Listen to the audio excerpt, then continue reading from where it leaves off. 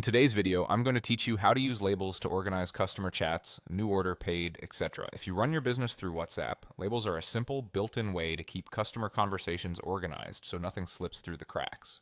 Think of labels like sticky notes for your chats. They help you quickly see who just placed a new order, who is already paid, and who might still be pending a response. Let's walk through how to set this up and use it effectively.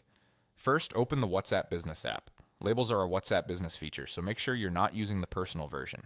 Once the app is open, head into any customer chat you want to organize. You don't need to prepare anything in advance. You'll be adding the label directly from inside that conversation.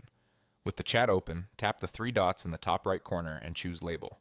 This brings up your labeling options. If you already have labels created, you'll see them listed and can simply select one. This is great for quickly marking conversations as you go through your inbox. If you don't see a label that fits, tap New Label to create one. Give it a short, clear name that your team will understand at a glance.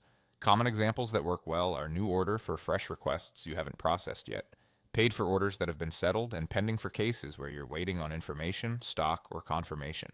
Keep names consistent and action-oriented so everyone knows exactly what each label means. Consistency is key. Decide on a small set of labels and stick to them to avoid clutter. After choosing your label or creating a new one, tap Save. That's it, the label is now attached to the chat. You'll notice the label indicator in the conversation view, which makes it easy to spot the status of each customer at a glance as you scroll through your messages. A few quick tips to get the most out of labels. Keep your label list focused so you're not overwhelmed with options.